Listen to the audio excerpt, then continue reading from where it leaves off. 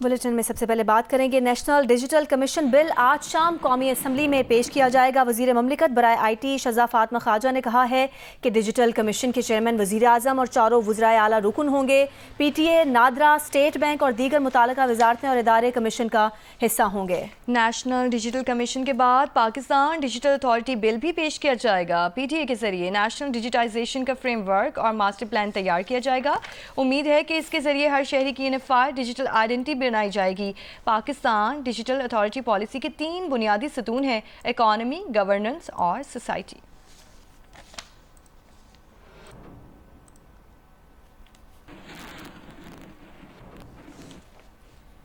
Pakistan digital authority के तहत शहरियों की यूनिफाइड आइडेंटिटी बनाने का शहरियों और हुकूमत को क्या फ़ायदा होगा, ये जानने के लिए जियो न्यूज़ ने रब्ता किया है वज़ीर ममलिकत बराए IT शज़ा फातमा ख्वाजा से, जिन्होंने बताया कि यूनिफाइड डिजिटल आइडेंटिटी से आवाम के लिए आसानियाँ पैदा होंगी। गवर्नेंस में ट्रांसपेरेंसी आएगी, शहरियों को पासपोर्ट, शनाख्ती कार्ड बनाने में आसानी होगी और दस्तावेज़ात की तस्दीक का वक्त बचेगा और दीगर फ़ायदे भी होंगे।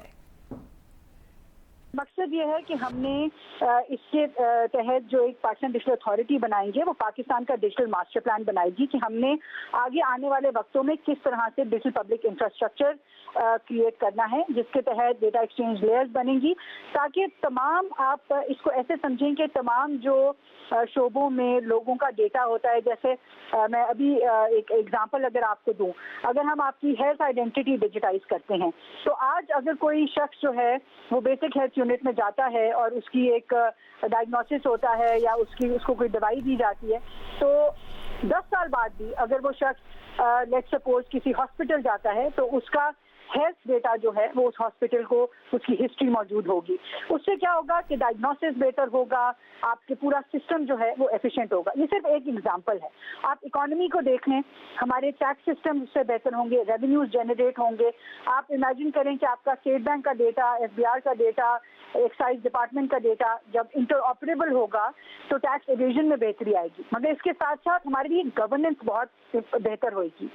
इससे ट्रांसपेरेंसी आएगी, गवर्नमेंट सिस्टम ज़्यादा एफिशिएंट होंगे और जो सिटीजन एक्सपीरियंस है गवर्नमेंट के साथ, आज बच्चों को लंबी कतारों में खड़े होकर किसी की डॉक्यूमेंट्स अटेस्ट कराने पड़ते हैं, कोई जो हमारे एक्सपैट पाकिस्तानी हैं वो अपोस्टाइल जो है उसके मसाइल में फंसे रहते हैं, पासपोर्ट हो गए, ID कार्ड्स हो गए, ये तमाम चीज़ें जो हैं डिजिटाइज्ड और डिजिटल सिग्नेचर के साथ लॉक्ड आपके फ़ोन डिवाइसेस के ऊपर आपको मौजूद होंगी।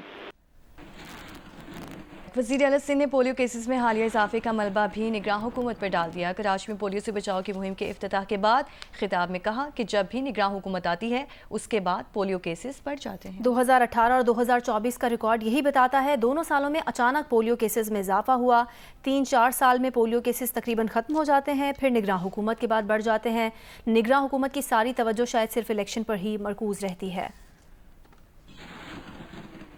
एक तो केसेस बढ़ रहे हैं, जैसे मैंने बताया, देयर सम लैग जो हो जाता है जब एक केयरटेकर गवर्नमेंट आती है, और ये 2018-2024 2 सालों की मैं बात कर रहा हूँ जब वो, जब भी चेंज ऑफ गवर्नमेंट आती है। 2018 में हमने ये देखा था कि अचानक स्पाइक आई थी पोलियो केसेस में, फिर 2024 में, तो उस वक्त कोई कोरिलेशन ज़रूर है इस चीज़ में कि शायद इतनी ध्यान नहीं होता केयर टेकर्स का, वो ज़्यादा ध्यान उनका हो जाता है इलेक्शंस कराने में, तो उसको भी हमें सोचना चाहिए। 4-5 साल की मुहिम चलती है जिसमें पोलियो केसेस तकरीबन ख़त्म हो जाते हैं और फिर अचानक एक स्पाइक आ जाती है। जो कच्चे के इलाके हैं उसके अंदर आप देखें, शिकारपुर में बहुत कामयाबियाँ हुई हैं, घुटकी में हालात बेहतर हुए हैं, कश्मीर में प्रॉब्लम्स थे वो भी कम हुए हैं, हुकूमत का रिजॉल्व है, हमारे साथ लॉ इन्फोर्समेंट एजेंसीज, रेंजर्स काम कर रहे हैं। MKM का वफ्द आज खालिद मकबूल की सरबराही में अमीर JUI मौलाना फजलुर रहमान से मुलाकात करेगा। इस बारे में मजीद जानेंगे किरण खान से। किरण, क्या एजेंडा है इस मुलाकात का? जी बिल्कुल, आज इस्लामाबाद में MKM पाकिस्तान का वक्त शाम 5 बजे मौलाना फजलुर रहमान से जो है वो मुलाकात करेगा। इस मुलाकात में गवर्नर सिंध कामरान तिसोरी भी मौजूद होंगे।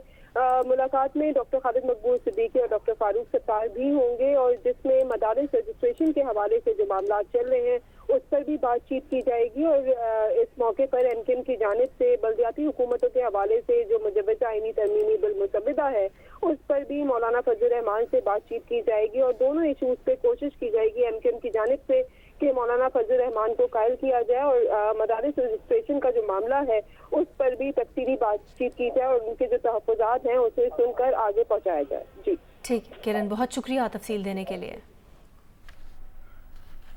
पाकिस्तान क्रिकेट टीम के साबिक red ball coach Jason Gillespie ने इल्ज़ाम लगाया है कि बोर्ड ने उन्हें टीम के हर मामले से दूर रखा। उनका काम सिर्फ मैच खिलाड़ियों को कैचिंग प्रैक्टिस करवाना रह गया था। टिम नेल्सन को ओहदे से हटाने से कबल उन्हें नहीं बताया गया, जिसके बाद उन्होंने कोचिंग छोड़ने का फैसला किया।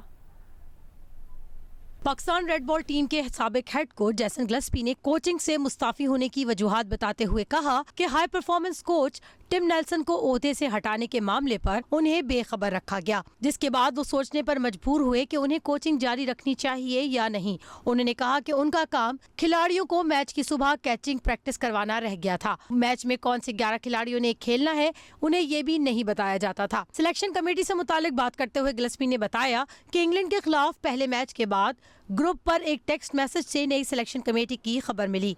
सिलेक्शन कमेटी के मामले पर उनसे कोई बात नहीं की गई थी। बाबर आजम को ड्रॉप करने का फैसला भी नई सिलेक्शन कमेटी का था। और पाकिस्तान क्रिकेट टीम जनूबी अफ्रीका के खिलाफ वनडे सीरीज़ के लिए केप टाउन पहुंच गई। कौमी टीम आज से तैयारी शुरू करेगी। पहला वनडे मंगल को खेला जाएगा, जबकि 3 मैचेस की T20 सीरीज़ में होम टीम ने 2-0 से कामयाबी अपने नाम की। पाकिस्तान को जनूबी अफ्रीका के खिलाफ T20 सीरीज़ में 2-0 की शिकस्त का सामना करना पड़ा। कौमी टीम अब वनडे सीरीज़ के लिए जोहानिसबर्ग से केप टाउन पहुंच चुकी है, जहां 3 मैचों की सीरीज़ का पहला मैच कल पाल में खेला जाएगा। मैच की तैयारी के लिए पाकिस्तान टीम आज मुकामी वक्त के मुताबिक दोपहर 2:30 बजे ट्रेनिंग सेशन में हिस्सा लेगी। पाकिस्तान और जनूबी अफ्रीका के दरमियान सीरीज़ का दूसरा मैच केप टाउन में 19 दिसंबर को खेला जाएगा, जबकि सीरीज़ का आखिरी मैच 22 दिसंबर को जोहानिसबर्ग में होगा। Women under 19 Asia cup Nepal ने पाकिस्तान को 6 विकेट से हरा दिया। पाकिस्तान ने विमेन अंडर 19 में पहले खेलते हुए 5 विकेट पर 104 रन बनाए। कोमल खान 38 और महामनीस 29 रन बनाकर नुमाया रही। नेपाल विमेन अंडर 19 ने हदफ 6 गेंदों कबल ही हासिल कर लिया। विमेन अंडर 19 एशिया कप में कोलालमपुर में खेले गए मैच में पाकिस्तान विमेन ने पहले खेलते हुए 5 विकेट पर 104 रन बनाए। कोमल खान 38 और महामनीस 29 रन बनाकर नुमाया रही। नेपाली विमेन अंडर 19 ने हदफ 6 गेंदों कबल हासिल कर लिया। नेपाली कप्तान पूजा मोहाटो 47 रन बनाकर नॉट आउट रही। पाकिस्तान की जानिब से कुरतुलैन और फातिमा खान ने 1-1 विकेट हासिल की।